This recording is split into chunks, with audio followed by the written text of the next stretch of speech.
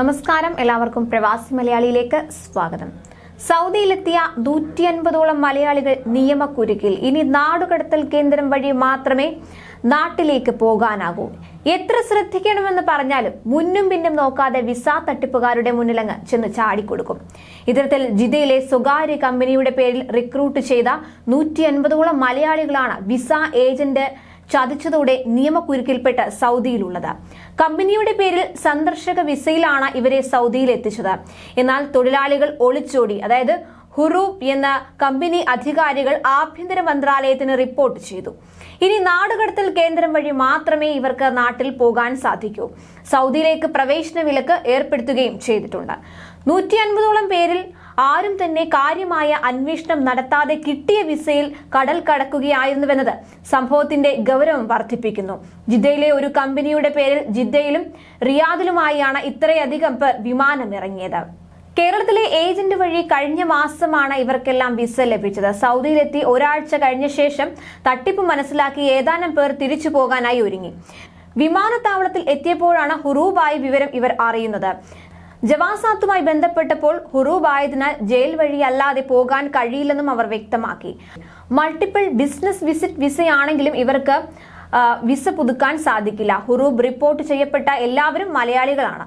വിദേശ രാജ്യങ്ങളിലേക്ക് പോകുന്നതിന് മുൻപ് ഏതുതരം വിസയാണെന്നും കമ്പനിയെക്കുറിച്ചുള്ള വിവരങ്ങളും മനസ്സിലാക്കണമെന്ന് ഒരിക്കൽ കൂടി ഓർമ്മിപ്പിക്കുന്നതാണ് ഈ സംഭവം. ജോലിക്കാരെ റിക്രൂട്ട് ചെയ്ത കാര്യം അറിയില്ലെന്നാണ് ജിദ്ദയിലെ കമ്പനി ഉടമകൾ പറയുന്നത്. കമ്പനി ഉടമ അറിയാതെ ഏജന്റുമാർ ബിസിനസ് വിസകൾ എടുത്തുവെന്നാണ് വിവരം. സന്ദർശന വിസയിൽ ഒരാൾ സൗദിയിലെത്തിയാൽ ആ വിവരം അപ്പോൾ തന്നെ സ്പോൺസറായ കമ്പനിയുടെ ഇലക്ട്രോണിക് സിസ്റ്റത്തിലേക്ക് കൈമാറ്റം ചെയ്യപ്പെടും. ഉടമയെ അറിയിക്കാതെ എത്തിച്ചവരെ മുഴുവൻ ഹുറൂബാക്കാൻ കമ്പനി തീരുമാനിക്കുകയായിരുന്നു. അതേസമയം ജോലി ചെയ്യാനുള്ള ലൈസൻസോ മറ്റ് രേഖകളോ ഇല്ലാതെ പരിശോധനയ്ക്കിടെ കുവൈറ്റിലെ ഒരു ക്ലിനിക്കിൽ നിന്ന് 19 മലയാളി നഴ്സുമാർ ഉൾപ്പെടെ 34 ഇന്ത്യക്കാരെയാണ് പിടികൂടി തടവിലിട്ടത്. ഇത് നേരത്തെ വലിയ വാർത്തയായിരുന്നു. 23 ദിവസം കസ്റ്റഡിയിൽ കഴിഞ്ഞ ശേഷം ഇന്ത്യൻ എംബസിയുടെയും വിദേശകാര്യ മന്ത്രാലയത്തിന്റെയും ശ്രമഫലമായി ആഭ്യന്തര മന്ത്രിയുടെ ഇടപെടലിനെ തുടർന്നാണ് ഇവരെ മോചിപ്പിച്ചത്.